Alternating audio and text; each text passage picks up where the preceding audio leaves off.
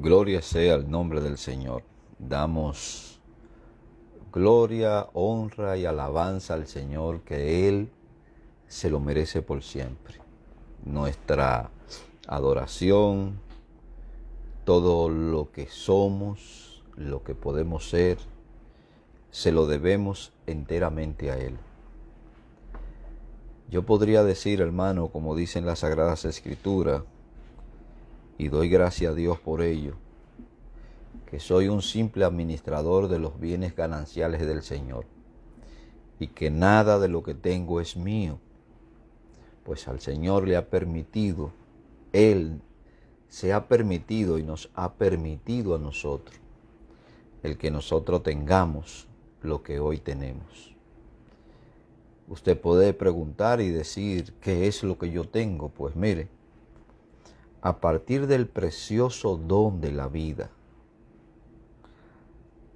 luego le siguen sus familias. Es posible que entre usted y su familia haya una grieta o una separación de aspecto emocional por intereses materiales, pero sin embargo ellos están ahí. Y en algún momento, antes de que se produjera esa ruptura, su familia fue un punto de apoyo para usted. Y por esa y muchas otras razones debemos estar agradecidos del Señor en todo el sentido de la palabra. Yo en lo personal me siento agradecido del Señor por haberme permitido llegar, hermano, hasta donde yo estoy. Y cuando yo digo esto, me refiero, hermano, a una realización personal, ya sea en edad, porque doy gracias a la edad que el Señor me ha permitido llegar, ser hermano de muchas personas de mi generación que la vida terminó hace muchísimo tiempo. También sé de otros de mi generación, hermano, que no han disfrutado de tanta libertad como la que yo tengo. Y doy gracias a Dios por todo ello, porque todo esto, hermano, Dios lo ha permitido en mi vida y estoy seguro que también lo ha permitido en la suya. Yo estoy seguro que son menos los tragos amargos que usted ha podido probar que las grandes satisfacciones que usted ha tenido en su vida. Y esa es una de las razones, hermano, por la que debemos dar gracias a Dios. Aún usted esté pasando por un mal de amargura, hermano, donde usted se ve bogando mar adentro y todo lo que usted puede probar es salado, créame que al final del camino el Señor le dará su recompensa. Damos gracias al Señor por todo. Yo en lo personal no dejo de arrodillarme ante mi Señor para dar gracias a Dios por todo lo que Él me ha permitido. Así que, mis hermanos, doy gracias al Señor por sus grandes misericordias que Él en lo personal ha tenido conmigo. Y sé que con usted también. Así que, mis hermanos, quisiera entrar ya en materia con lo que tiene que ver con el estudio de esta noche. Y antes de todo ello, hermano, quiero decirle que sé de antemano que lo que nosotros vamos a hablar ha planteado y es un punto de grandes polémicas a través de la historia del cristianismo. Como dije la semana pasada, hay quienes están de acuerdo y hay quienes están de desacuerdo. Aquí no hay un punto medio. Aquí o usted está de acuerdo o usted está en desacuerdo. Pero quiero presentarle, hermano, mi punto de vista. Quiero presentarle mi punto de vista con respecto a este hecho. No quiere decir que es absoluto, hermano. No quiere decir que es absoluto. Usted debe hacer su propia investigación y sacar su propia conclusión con respecto al escrito sagrado.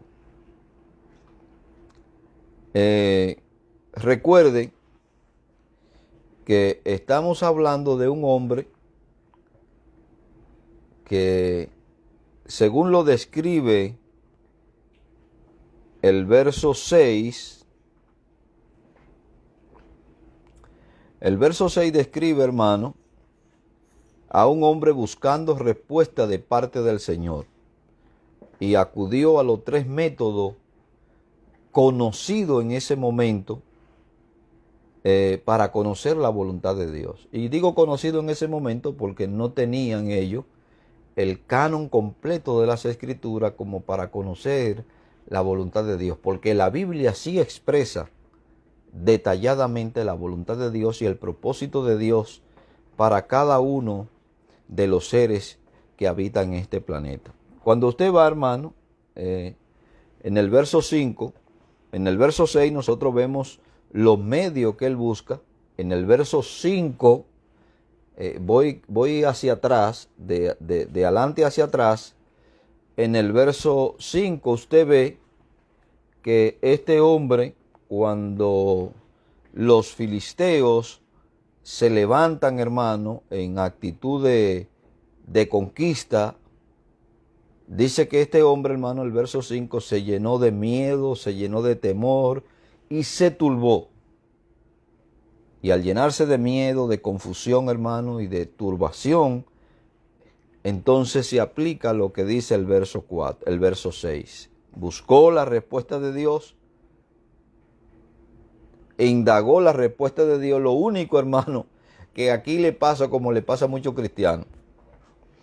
El ejemplo vivo de Saúl aquí es como le pasa a muchos cristianos, hermano, que se cansan de coger golpes, se cansan de inventar, se cansan de buscar supuestamente la dirección de Dios, estando en completa desobediencia y en completa rotura, hermano, con respecto a la relación de Dios, y después quieren acudir a Dios como que Dios es el genio de la lámpara, que al usted frotarlo va a salir el genio y le va a conceder los deseos que usted quiere. Pues mire, Dios no funciona de esa forma, ni tampoco es la adivina o aquel típico individuo que está con una bola mágica esperando que usted entre por la puerta y le diga, pues mira, yo quiero saber qué designio me espera el futuro. Dios no opera de esa forma. Para usted, hermano, encontrar a Dios, primero tiene que estar sometido a Dios. En actitud de desobediencia, no importa cómo usted lo busque, si lo busca de barriga vacía o de estómago vacío, no importa cómo usted lo busque. Usted no va a encontrar a Dios mientras usted, su actitud interna, hermano, su actitud interna no sea una actitud de sumisión, no sea una actitud de obediencia a Dios. No importa la apariencia externa, hermano, porque la apariencia, Jesús bien lo dijo, nosotros juzgamos según la apariencia, Él no juzga según la apariencia.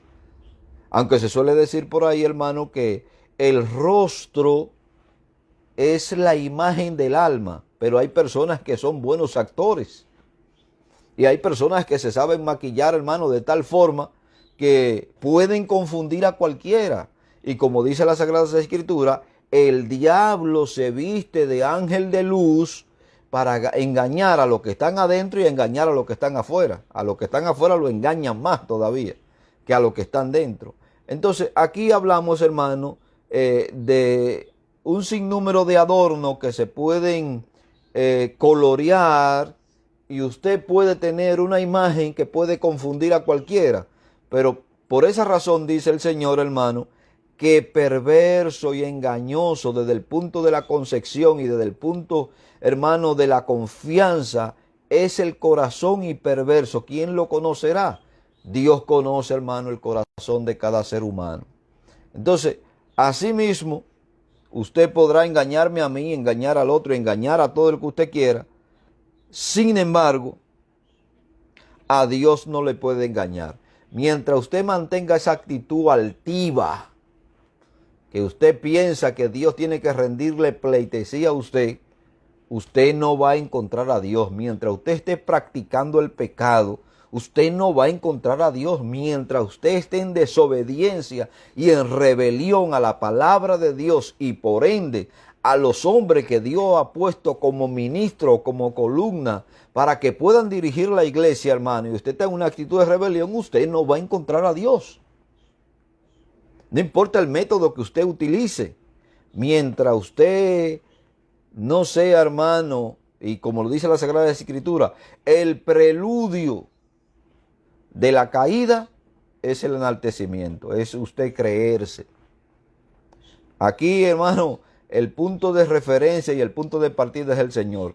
Y aquí o aceptamos las condiciones que el Señor presenta, o sencillamente el Señor le da la espalda y le diga, siga su camino. Cuando usted crea, o cuando el tiempo le dé, si es que le da el tiempo para volver hacia atrás, pues mire, Dios tiene misericordia de quien Él quiere tener misericordia. En este caso, hermano, Dios desechó a Saúl precisamente por su forma de actuar.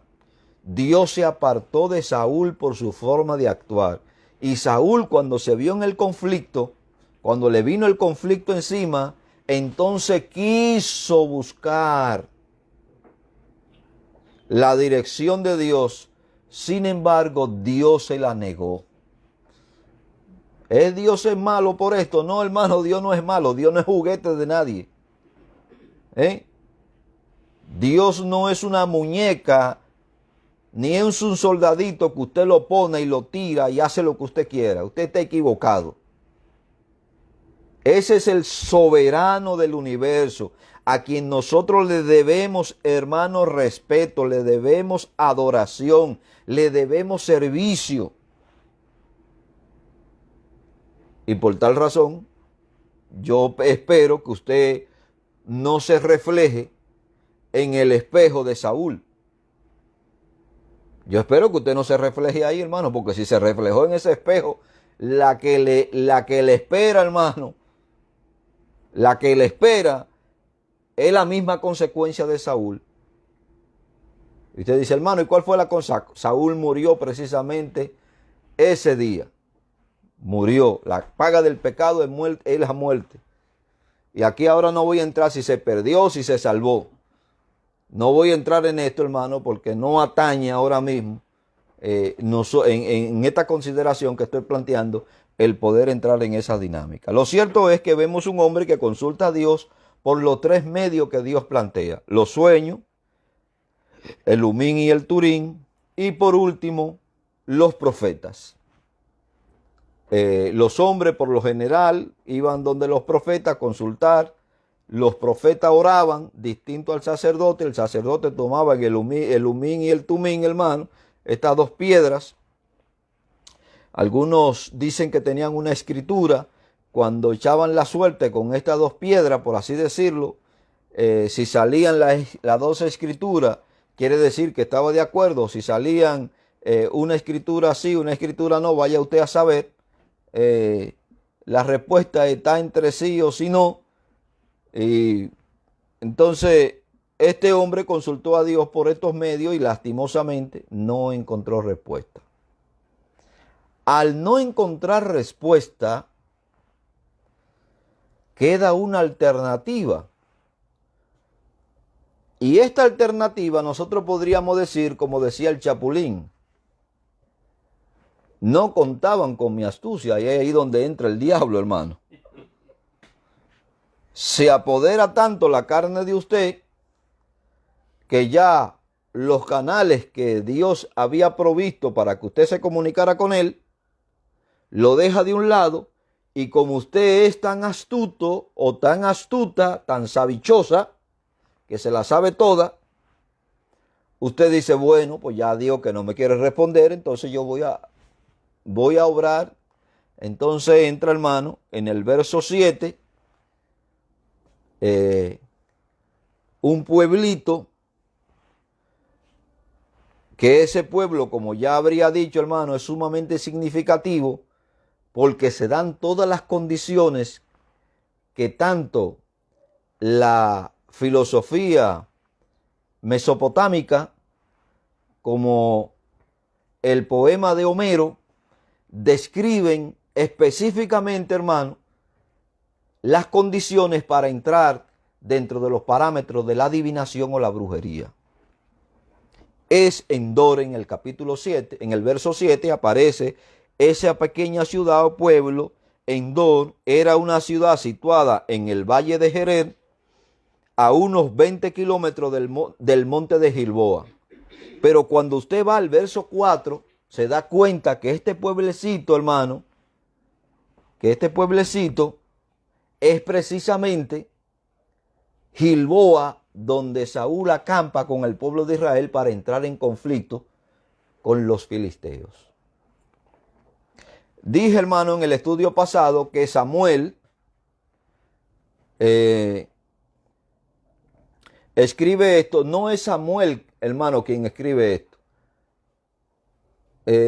Probablemente el profeta Natán y el profeta Gad, que son los que escriben, hermano, porque Samuel muere en el capítulo 25 de Primera de Samuel. O sea que Gad y Natán son los que siguen la narrativa de todos los hechos, como si ellos llevaran una crónica de todas las cosas sucedidas, hermano, y ellos plasman esta crónica y usted ve como que si fuera Samuel que estuviese escribiendo. Están dentro del escrito de Samuel, dentro del libro que lleva el nombre de Samuel. Sin embargo, usted se da cuenta que aquí la divina de Endor, entre comillas, ve a Samuel, o Saúl se da cuenta de que es Samuel, porque ya Samuel había muerto en el capítulo 25. Yo no le estoy hablando, hermano, de los aspectos cronológicos, porque no le estoy diciendo que en el capítulo 25 dice algo como que si pasó así cronológicamente. Lo que le estoy diciendo es que ya Samuel había muerto antes de todo este suceso, y eso usted lo puede registrar en el capítulo 25, que el pueblo de Israel hizo gran lamentación por la muerte de Samuel. Ahora, ¿por qué este pueblecito es sumamente importante, hermano? Porque en este pueblecito habían unas grandes cantidades de cuevas que le podrían servir a cualquiera, ya sea brujo, adivino, ladrón, o a quien lo estuvieran buscando, hermano, para esconderse. Y se prestaban todos estos escondrijos, hermano, para hacer cualquier tipo de actividad. Ahora, cuando le mencioné la Odisea de Homero y le hablé de la literatura mesopotámica, concretamente la Etea, ellos, hermanos, en esa literatura hablan de las condiciones que tenían que darse o cómo se preparaban las condiciones para invocar a los muertos. Hoy, lastimosamente, hermano, la invocación de los muertos no se hacen con estos métodos, aunque parten de aquí. Hoy nosotros tenemos en varios centros, y eso usted lo ve casualmente ahora buscando ahí en una información en YouTube, puse una palabra, hermano, y me apareció así como un eslogan. Usted ve como te ponen el eslogan, dice ese eslogan que pueden poner los abogados, dice buffet de abogado. Así me apareció un eslogan que decía buffet de brujo, asociación de brujos. Entonces, ya hasta los brujos por la crisis se están asociando porque para repartirse los clientes. Esta crisis le ha dado duro hasta a los brujos. Gloria sea el nombre del Señor. Entonces, hoy, por ejemplo, usted tienen los medium, que son lo que el mismo nombre lo define, que se ponen entre los vivos y los muertos. Cuando usted va a consultar un muerto por medio de un medium, supuestamente, hermano, el espíritu, el muerto, se le encarna al medium y puede usted escuchar. Le estoy hablando de esto, hermano, porque por experiencia de otras personas, no es que yo he tenido esta experiencia, usted puede escuchar al muerto hablar o al espíritu hablar por medio del médium. En la literatura mesopotámica y en la literatura de Homero no pasaba de esta forma. Por eso me gustan estos puntos que ellos plantean. Y dice uno, hermano, esta práctica se hacía de noche. Hoy no se hace de noche, hoy se hace a cualquier día porque lo que se quiere es el dinero y no se puede dejar ir al cliente, hermano. Al cliente hay que agarrarlo como sea. ¿Entiende? Entonces, todo por la pasta. Cuando usted va al verso 8 del capítulo 28, usted se da cuenta que Saúl, hermano, fue de noche. Y aquí le está describiendo en la literatura mesopotámica, concretamente la de Tea, ellos dicen que esta práctica se llevaba de noche. Y el verso 8 del capítulo 28 dice que Saúl fue de noche a consultar a esta adivina. Segundo, la adivina entre toda esa cueva, hermano, es como si hiciera algún tipo de sortilegio de adivinar el lugar específico donde podían invocar el muerto o el espíritu. Y después que adivinaban, se tomaba una herramienta sagrada. Y cuando yo le hablo de sagrado, hermano, le estoy hablando de que ha sido consagrada para ese servicio. Ha sido dedicada para ese servicio. Se cavaba un agujero, un hoyo, y después, con esa herramienta se hacía un agujero, hermano, esa herramienta especial. Después, en tercero, se ofrecía comida, se ofrecía pan, aceite, miel, o se podía vertir la sangre de un animal sacrificado. Eso se parece a cierta práctica de hoy, hermano, porque cuando usted va a un centro espiritista, le dicen que esos seres también necesitan comer. Y usted tiene que llevar cierta porción para estos seres. Esto me acuerda, hermano, en Venezuela,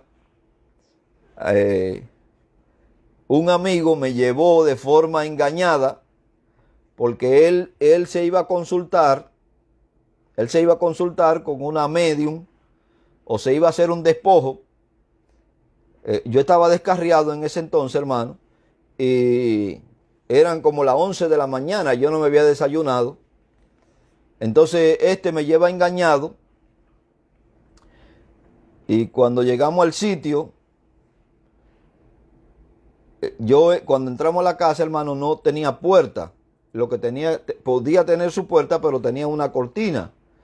Él echó la cortina a un lado y cuando entramos a la casa, yo veo, hermano, una imagen de una Santa Marta como de este tamaño, más grande que yo. Y en la falda de la Santa Marta de la imagen, hermano, había toda clase de fruta. Imagínense, yo con hambre, yo estaba descarriado, hermano. Yo le dije, bueno, mira, este muñeco no se va a comer esto. Y he cogido una mano de guineo, hermano. Una mano de guineo, en Venezuela dicen cambul. Y agarré a comerme mi guineo porque la imagen no se iba a comer eso. Entonces cuando la señora me vio, me dio una regañada. Y yo le dije, no se preocupe, que eso no pasa nada. No, porque te lo van a cobrar. Bueno, porque me lo cobren después, pero esta me la como yo. Porque yo lo que tenía era hambre. Entonces, toda la gente, hermano, de ese sector iba y le llevaba ofrenda a esta estatua, a esta imagen. Entonces aquí se hacía lo mismo, hermano. Y esto es en el tiempo actual. La gente, cuando usted va a un centro espiritista, ellos le exigen comida para los seres. Se hacía lo mismo que aquí, hermano. Aquí se le llevaban comida y se le ofrecía comida, pan, aceite, miel. Y posteriormente se hacía un sacrificio donde se vertía la sangre de ese animal y se invocaba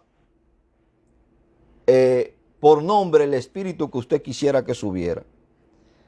En cuarto lugar, también se cantaban ciertas canciones rituales, como rituales, hermano.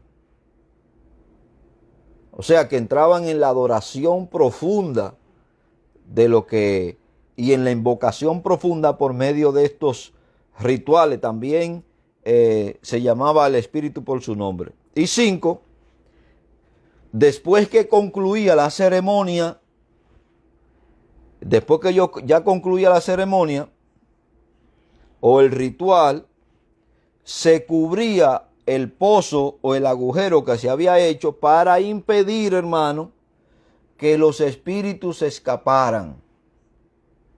Es decir, que ya consulté el espíritu, ahora vamos a tapar el hoyo para que el espíritu se quede tranquilo donde mismo lo enterraron. Vaya al mismo lugar donde lo enterraron. Mire la forma del diablo engañar a la gente. Oiga bien. Ahora bien, hermano. Un hombre confundido, turbado, desesperado, desechado, entra en esta práctica. Práctica, hermano, que la palabra de Dios ha registrado con punto y coma. La enseñanza más importante que hay aquí, hermano, no fue si Dios permitió que Samuel subiera o permitió que un demonio tomara la imagen de Samuel.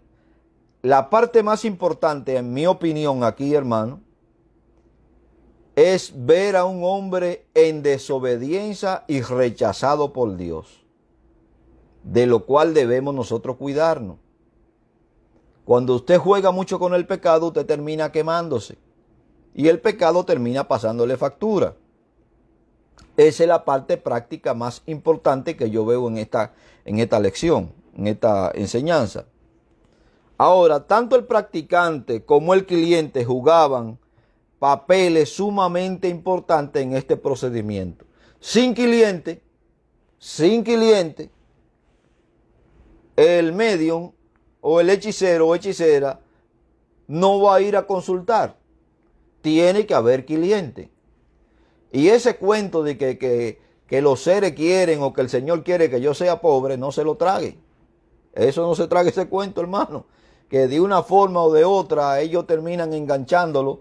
No le van a cobrar a usted tanto, aunque ahora sí los adivinos están cobrando, hermano, están por tarifa. Ya, eso sí no comen ese cuento.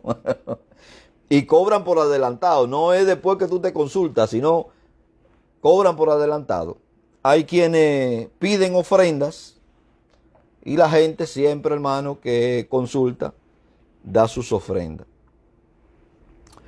Los espíritus, y le estoy hablando, hermano, en esta literatura, la literatura mesopotámica, concretamente la literatura etea, los espíritus que emergían tenían forma humana y generalmente podían comunicarse directamente con el cliente.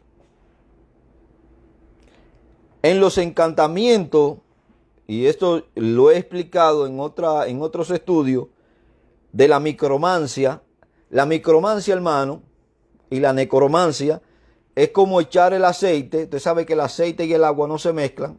Sea que usted vierta aceite en agua o agua en el aceite, el efecto va a ser el mismo. Ahora se crean ciertas figuras que la micromancia y la necromancia interpretan. También, hermano, mediante los sacrificios, ellos interpretan ciertos augurios de forma presente o de forma futura. Ahora, en los encantamientos de la micromancia, concretamente mesopotámica, solo el practicante podía ver el espíritu, no el cliente. Aquí entramos entonces, hermano. Entramos aquí en el texto bíblico. En esa literatura dice claramente, hermano, que solo el practicante podía ver o tener contacto con el espíritu, no el cliente. Por eso, cuando usted va al verso 12 del capítulo 28, la mujer dice que ella vio. ¿Qué fue lo que vio? Lea el verso 12 del capítulo 28. La mujer vio, hermano. Y viendo la mujer a Samuel, porque ella es la practicante, no es el cliente, ella es la practicante. Viendo la mujer a Samuel clamó en alta voz y habló aquella mujer a Saúl diciendo. Esto se realizaba, hermano, a través de ciertos ungüentos rituales colocados en la cara. Como en la magia de los seteos, el participante aquí es una mujer. La practicante aquí es una mujer, probablemente una anciana. Se creía, hermano, que los fosos, y eso, hermano, cuando usted va a Netflix, actualmente usted va a Netflix, escúcheme, hay cantidades de películas satánicas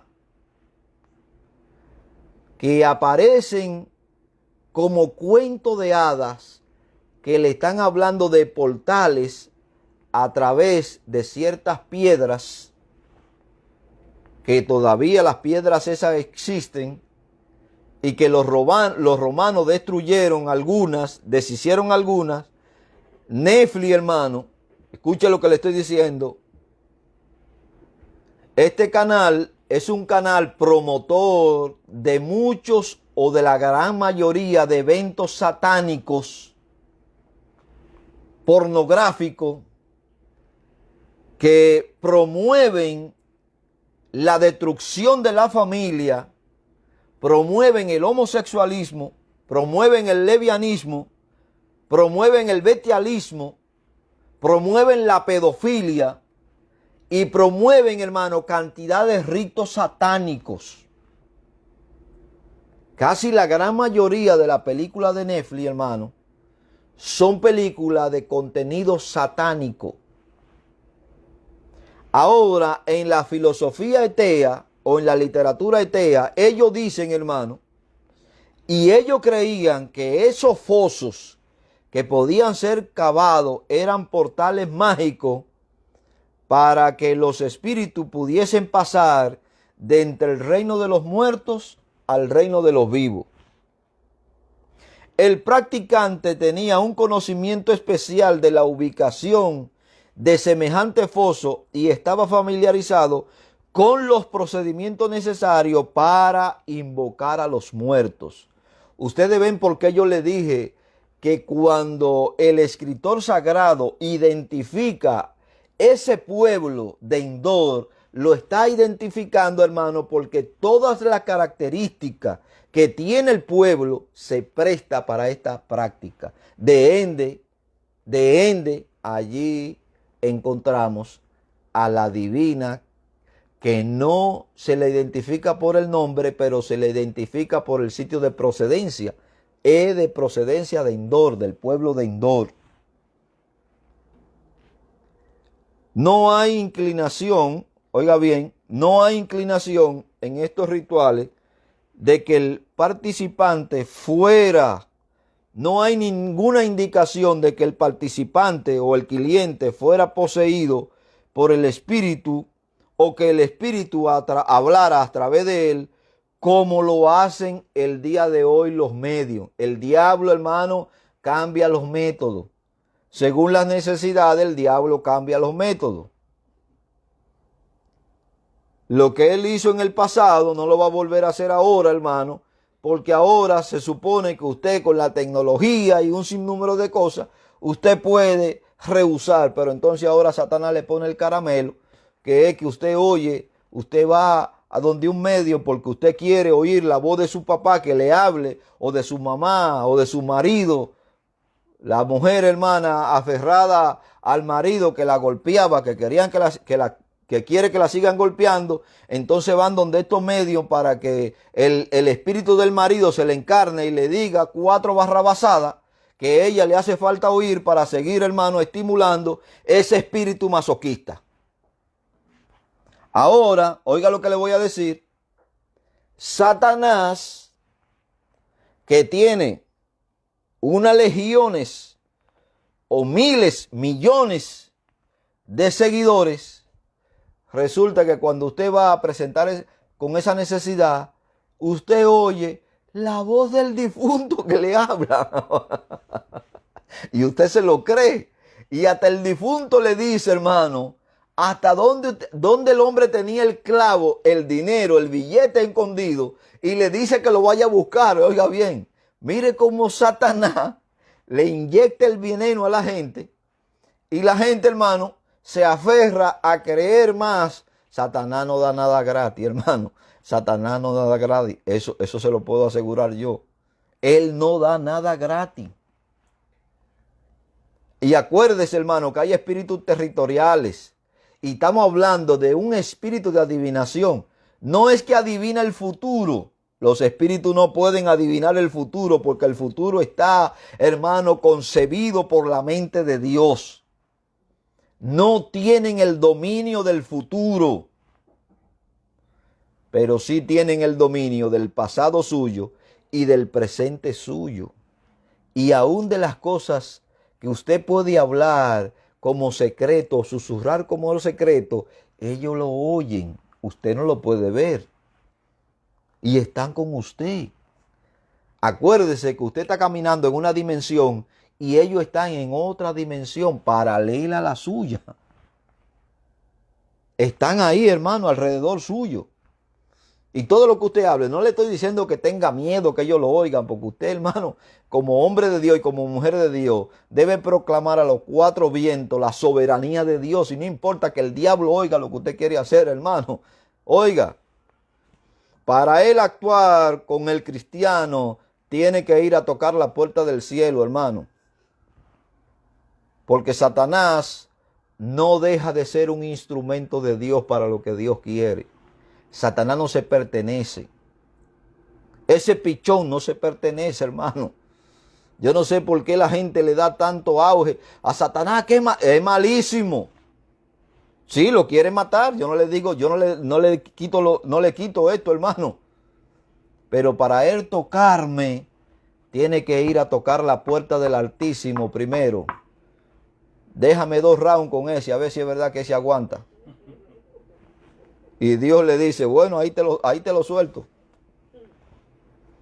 Pero oiga, lo que dice la Biblia, Dios, hermano, no lo va a poner a usted en una encrucijada que Él no le dé la fuerza para usted aguantar y no le dé la salida. Por eso dice Santiago, hermano, y me gozo en la palabra del Señor, que dice, oiga bien, usted no puede resistir al diablo por su propia cuenta. Satanás se la come o se lo come de un solo bocado.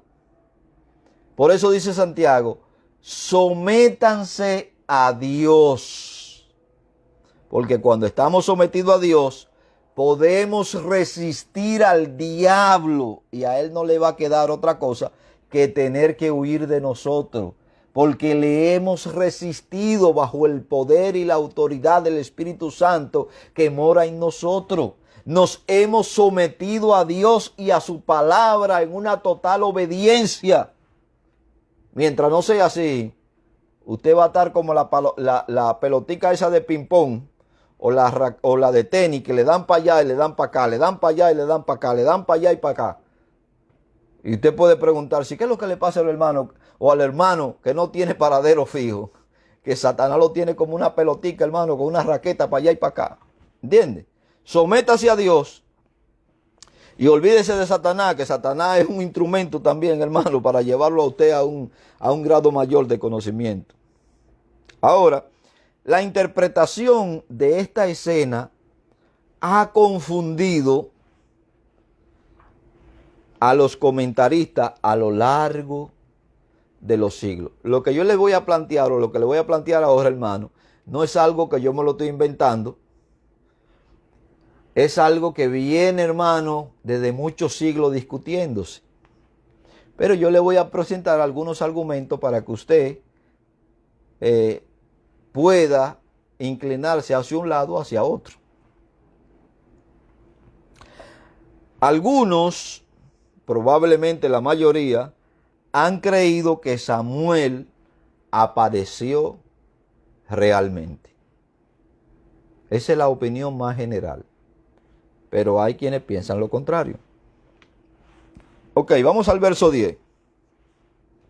En el verso 10 dice, hermano, Saúl le juró a ella por Jehová, involucrando en una práctica que era rechazada por la soberanía de Dios. Saúl juró en el nombre de Dios que protegería su vida.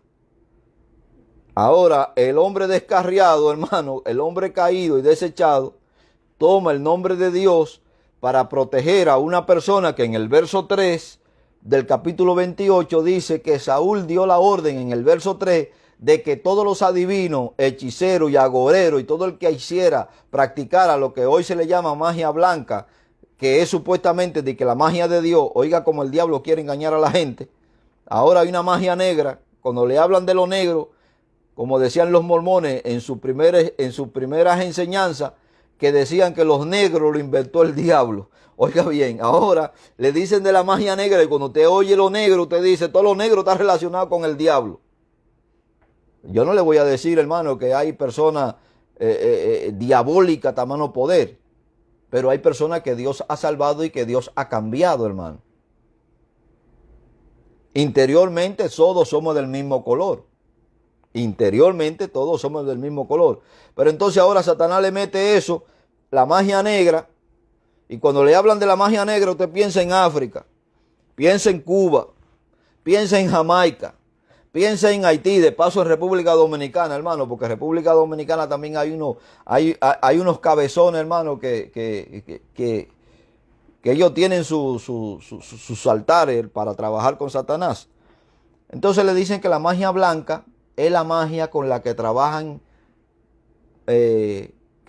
con Dios. Hermano, Dios no trabaja ni con magia blanca, ni con magia negra, ni con magia amarilla. Dios trabaja con el conocimiento de su palabra. Y lo que dice su palabra es la verdad. Dios condenó y ha condenado y condenará a todo aquello que entran en esa práctica pagana. Ahora, en el verso 3, él había mandado a sacar a todos los brujos y hechiceros del pueblo de Israel. En el verso 7, entonces sale a buscar una bruja. En el verso 11, hermano, dice, cuando Saúl pidió que apareciera Samuel y se produjo la aparición, dice que la mujer, hermano, gritó, echó un grito. Y ella dice, ¿por qué me has engañado? Entonces la mujer se da cuenta de que su cliente no es quien dice ser. Porque si usted viera el capítulo 28, se da cuenta de que Saúl se disfrazó.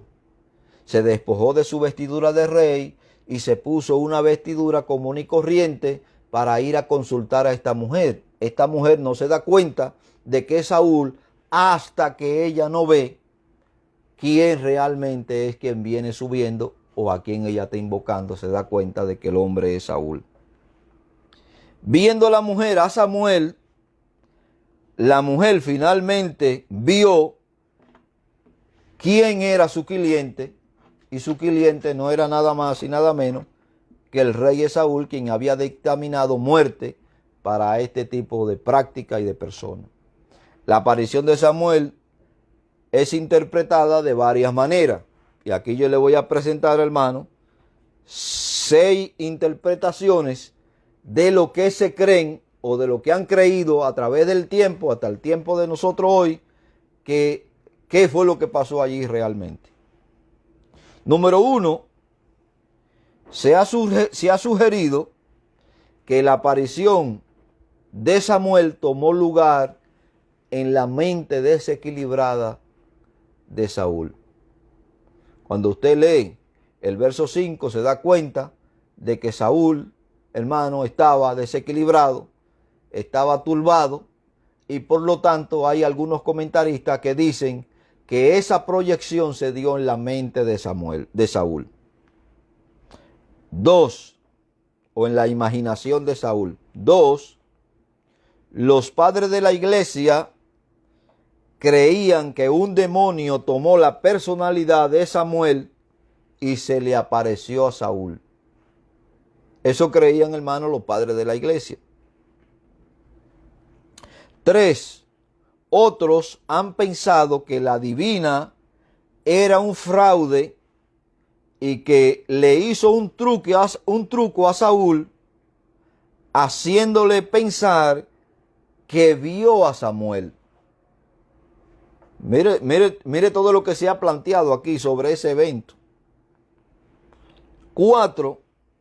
Otros creen que la escena fue una trampa de una mujer astuta con la ayuda de un cómplice, aprovechándose de la condición de desequilibrio del rey para hacerle creer que realmente estaba en contacto con el profeta. Mire todas las especulaciones y todos los comentarios que se han hecho, hermano, con respecto a este hecho. 5. Hay autores antiguos, sobre todo, que sostienen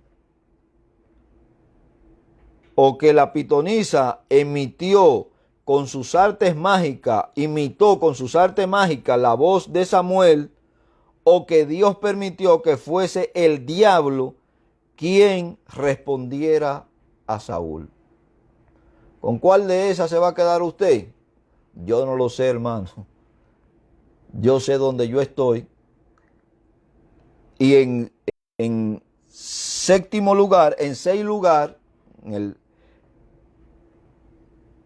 y esta es la opinión más generalizada, hermano, también se cree que Dios trajo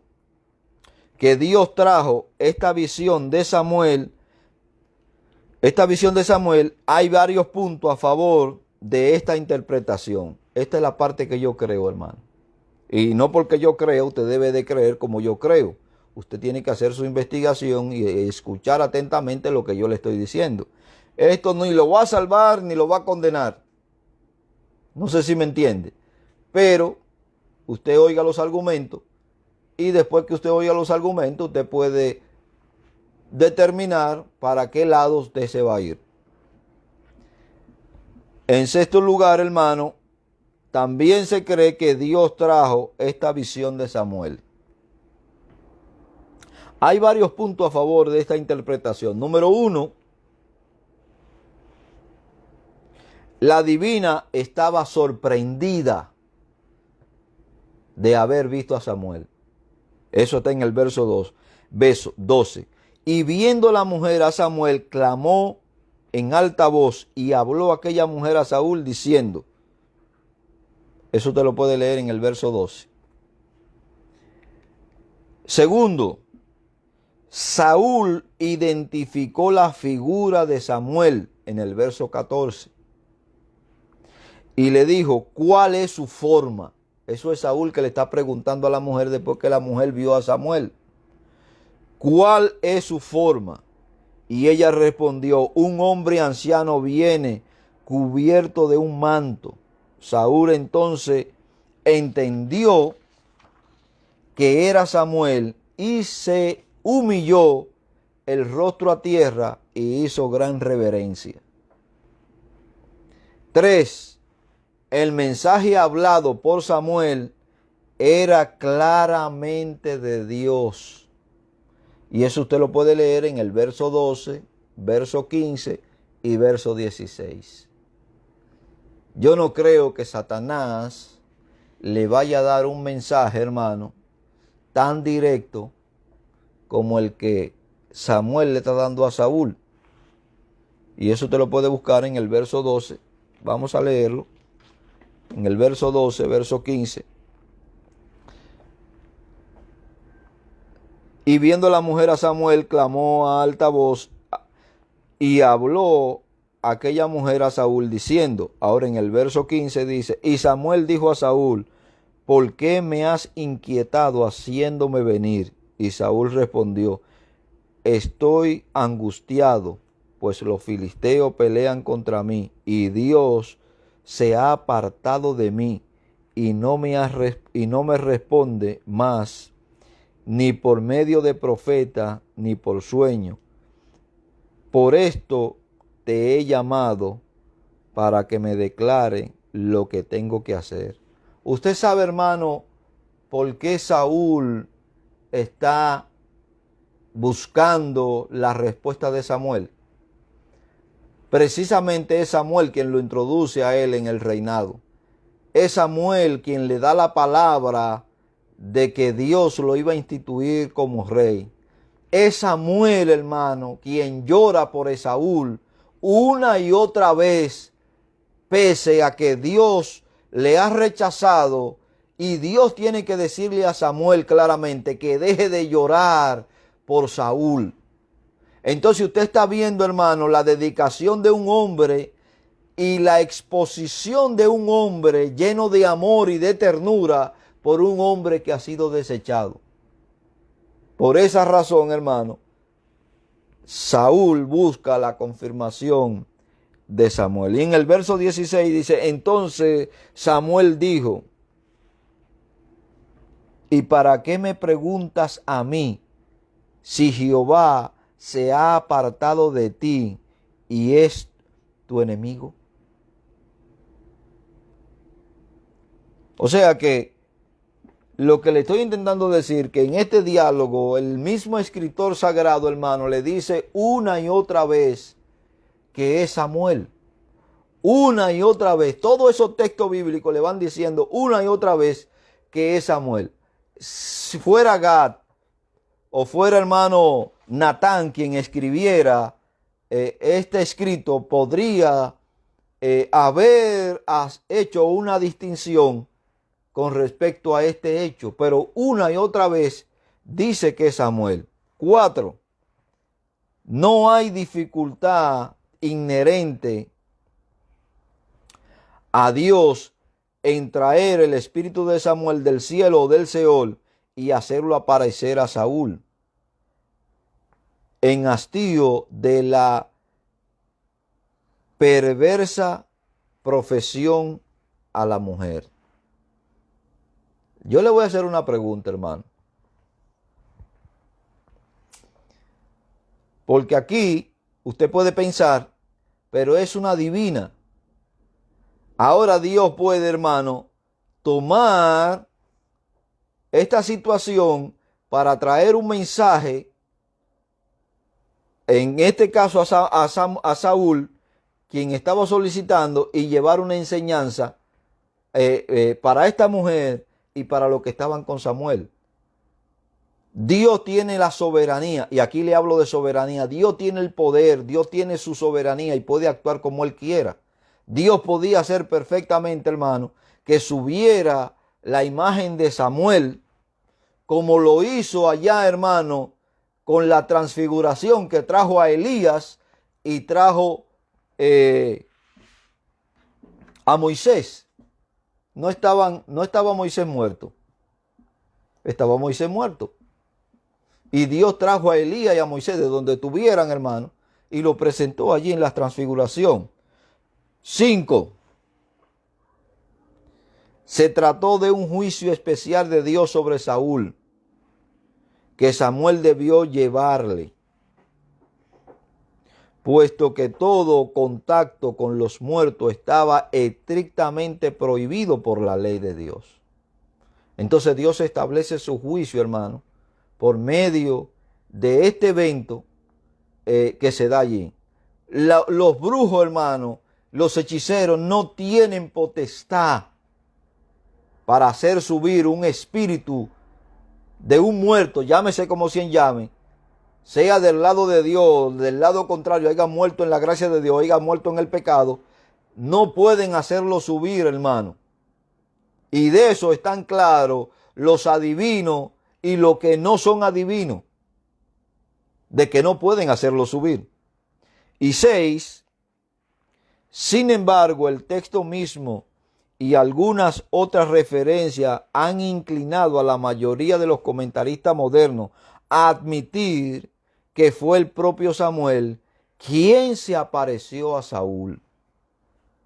Y con esto pienso concluir. Veamos, hermano, otros argumentos. 1.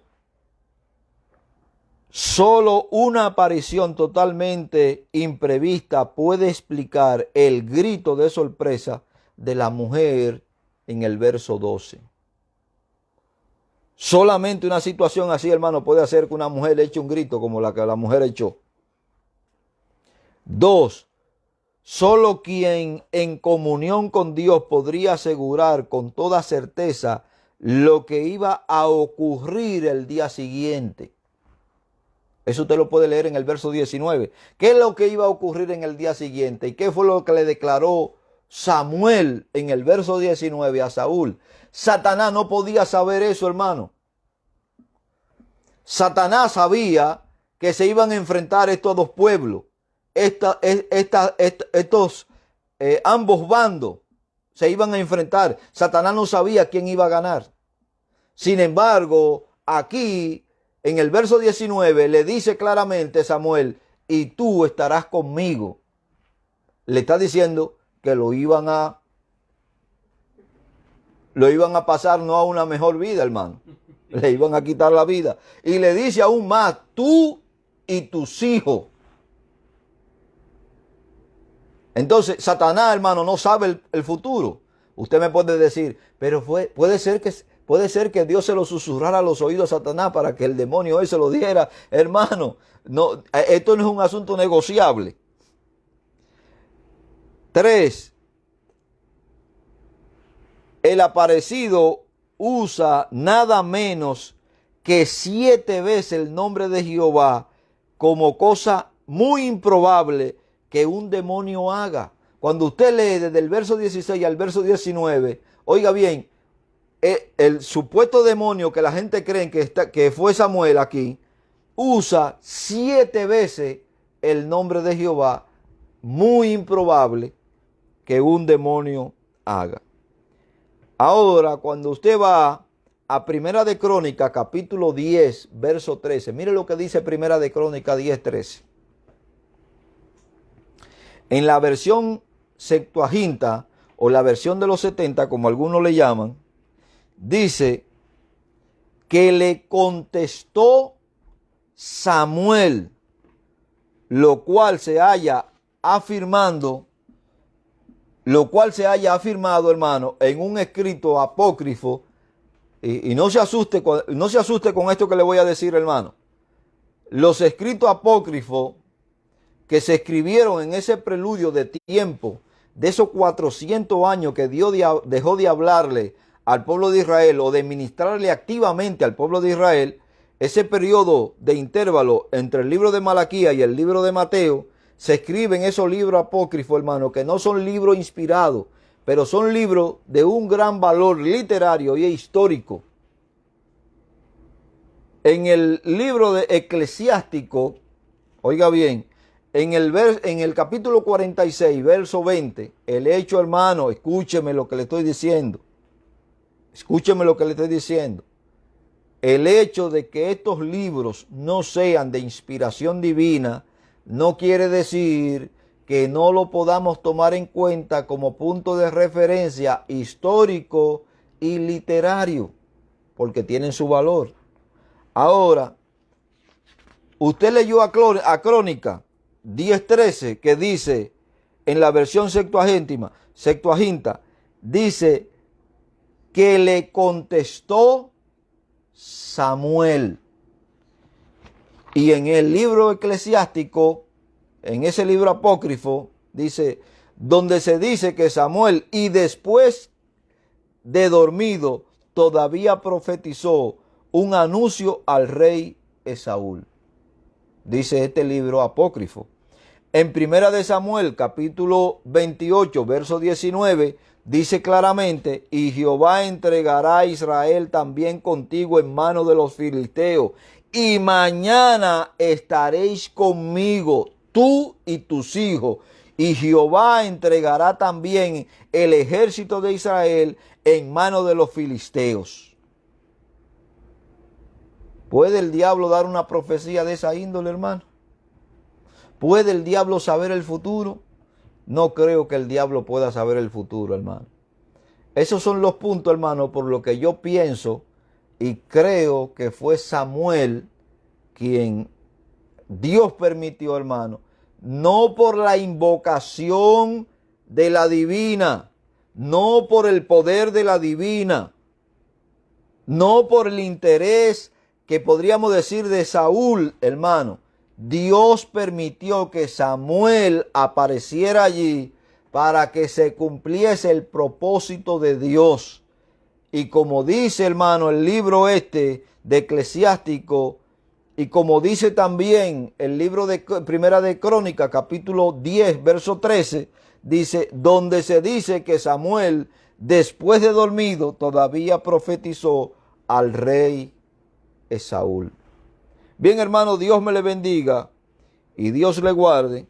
El próximo viernes vamos a seguir, hermano, con este tema. Es un poco conflictivo, pero vamos a seguir con él, hermano, porque no podemos rehusar de las cosas que se presentan, que pueden ser un poco difícil de entender. Aunque no entra, hermano, aquí en juego la salvación. Si usted no cree, usted es salvo. Y si lo cree, también es salvo. Pero le estoy presentando estos argumentos para que usted se pueda inclinar y pueda tener argumentos en el sentido de poder meditar o sopesar sobre este asunto. Así que, mis hermanos, Dios me le bendiga y Dios me le guarde en el nombre poderoso de nuestro Señor y Salvador Jesucristo. Dios le bendiga.